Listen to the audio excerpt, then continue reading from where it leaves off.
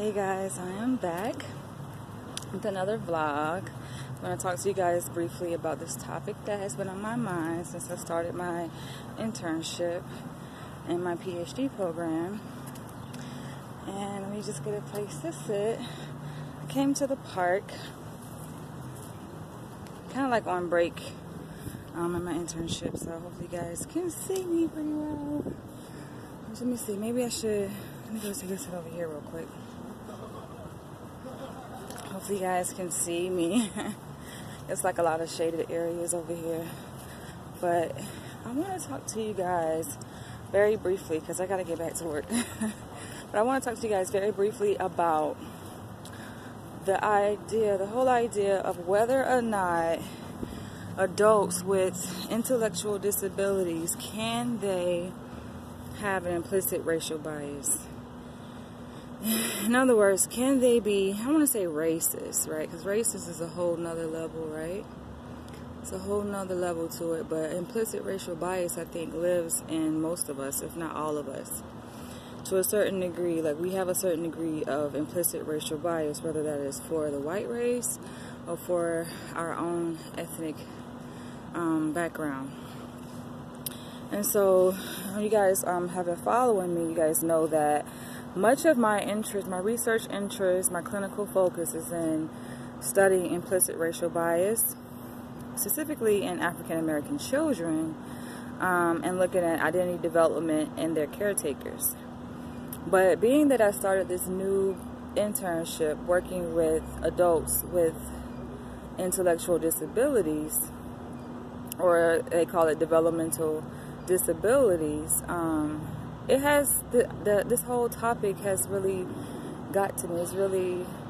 It came across my mind, and it really struck me when I started. I asked myself, you know, does this whole idea of implicit racial bias, does it apply to the population that I'm working with now? Now, granted, the majority of my clients that I see are not African American, so they're not black. They do come from different races. They're white, you know, they're Hispanic, Latino, but for the most part, they're not black. And what I've noticed is something very interesting amongst this population of adults with severe mental illness and intellectual disabilities. Now, for you guys, I wonder, like, what is an intellectual disability? They used to call it mental retardation, but it is a cognitive deficit that is usually, it can be innate, so a person can be born with it in the case of Down syndrome, but it also can be an acquired deficiency that they got along their development as an adult. And so there are, like I said, there are cognitive deficits. So when it comes to language, expression, reading, the ability to read, the ability to do certain cognitive functions that the average adult can do, the population I work with now, they struggle with it. And like I said, it's just something that this topic is something that has struck me, because I'm wondering, you know, do adults, specifically white adults with intellectual disabilities, do they have the capacity to be racist or have an implicit racial bias? Now, like I said, this is a very special population, because granted, the fact that they live with a mental illness alongside an intellectual disability, it makes daily functioning much more difficult for them. So most of them are psychologically, physically, financially dependent upon another individual just to survive, essentially, just to be able to get through their day. Many of them live like in group homes. They live in assisted care facilities. Some live with family members who are taking care of them, you know, but for the most part, you know, their livelihood is dependent upon another individual taking care of them. And a lot of times, you know, clinically, they kind of look at this population as children, adult children, unfortunately. And I kind of really don't like that idea that they look at this population as children, but that's just how they view them, because psychologically, cognitively, that's where their developmental, that's where they are developmentally, essentially. That's their developmental age. You know, it's pretty much not, it's not normal. It's not where they should be. So you may have an adult who is 30 years old, but cognitively, you know, they have only, or developmentally, they've only reached a level of, their brain has only developed to the point of let's say a person who is 8 years old. So it's very unfortunate, and with that, sometimes, I mean, you see, it reflects in how people perceive this kind of population. It reflects in how they are treated. So, you know, you do see, unfortunately, a lot of these adults with intellectual disabilities, they are treated, you know, as children. But my question, and it's interesting because my coworker, when I told her about my research, my primary research interest in working with African American children, she asked me, she was like, I wonder if this population, you know, does that implicit racial bias apply to this population that we work with?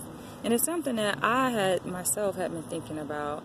And so I figured it's interesting when you put two heads together, like it kind of gets your wheels spinning. And I was wondering, you know, I've been, ever since I started, I think this is like my second week here. So it's like ever since I started, it's something I've been thinking about. And just my experience when working with the clients, I'm getting to know the clients and learn their names and their behaviors and mannerisms. I don't see implicit racial bias, you know, and granted, now you guys who know me know that I have a very low sensitivity, or would it be high sensitivity, right? I have a high sensitivity to implicit racial bias. So it's like I can detect the smallest form of implicit racial bias because my eyes have been open to this. Like I have a third eye where I can see it. You know, I can see when a person has an implicit racial bias, they express it, right? A lot of times it's more hidden where people may not notice it. But I give so many examples, you guys, of just my encounters just with people in the general public, people who don't have intellectual disabilities, who are considered to be normal functioning adults, and my encounters with them, and you know, sometimes it's not the best, right? Like, it's not the best. Like, for example, even when I started working over here in this, I gotta hurry and get back, y'all, but even when I started working over here in this neighborhood, I noticed that when I was leaving my internship site and I was walking to catch the bus, there was this Hispanic lady. She stopped me in the middle of the street. You guys can go back and watch that video because I was actually in the middle of doing a vlog when this Hispanic lady stopped me and was like, excuse me, did you go eat at Denny's? Because they said there was a black girl ate there and she didn't pay, right? And I'm like, what? And at the time, I guess I was just so excited in doing my video, like I really didn't pay attention to what she said, but I went back and watched the video and I'm like, this lady is being racist. And she's assuming that whatever, I don't know if she made the story up or whatever, but why would you look at me as if I'm a criminal when I was just a student, right? Like, I'm a student and I'm here working in this neighborhood, but I'm already being accused of stealing and not paying for food. First of all, I hadn't even been to that Denny's that she was referring to. But she was like, yeah, it was a black girl there that was at the Denny's and they say she didn't pay. She said it like jokingly, but I took offense to it when I went back and watched the video. I'm like, what? Did this lady just say that I stole something from Denny's? I'm like, really? But that's just one example. And you guys, if you watch my videos, you see that I talk about implicit racial bias so much in terms, especially in the classroom. You know, and I think it's really unfortunate and it's sad to see that that's where you see it. Implicit racial bias, you see it most among people who are normal, high-functioning people. You know, you see it in the workplace. You see it at school where there's favoritism showed towards people who are white over people who are black. Even the teachers in the classroom, you know, they make more eye contact with white students than they do with black students. They call on the white students more than the black students. That is clearly an implicit racial bias. Whether they are consciously aware of it and doing it on purpose or not, it's something that comes up. It reveals itself in so many different forms. So I just think I find it very interesting that the distinction that I've experienced. And granted, this is only my second week, so I'm still observing. I guess I'm still kind of in my honeymoon phase, right? So in working in the clinical population, you know, sometimes you have clients, usually when you are a new staff and you are working with new clients, you know, they tend to kind of put you through a honeymoon phase where you don't really see a lot of the behaviors that are described in their file or what they're known for. You don't really see those behaviors because they're just trying to impress you. They're trying to and win you over, or I guess just to develop, you know, a good relationship with you in the beginning. But then after time, after you're there for a while, it's like those behaviors, they tend to wear off, right? And that whole representative that you put on, those behaviors tend to kind of come through and shine through that mask that people put on, right? Specifically clients that they put on. So I am still kind of like in my honeymoon phase, so I don't know. But from what I gathered, I don't get that. I don't get that this population, I wouldn't say that they're not capable, but I just haven't seen any implicit racial bias. These clients have been very welcoming and very respectful towards me. And there are other psychologists, interns that work there who are not black. I'm actually, I think, the only black student that works there. I'm going to start heading back. But I am the only black student that works there. And what I've noticed is that there's no difference in how they treat me, the clients treat me, versus how they, you know, treat and regard the other staff who are not black. So I just find that very interesting. If anything, that they're very nice, you know, and I get a lot of compliments from them. And it's funny because, sorry you guys if you guys can't see me, but the sun is behind me. But you know, I'm a student, right? I'm a PhD student working towards my PhD to become a doctor. And they're already calling me doctor. I'm like, I'm not a doctor. But they're like, doctor, doctor.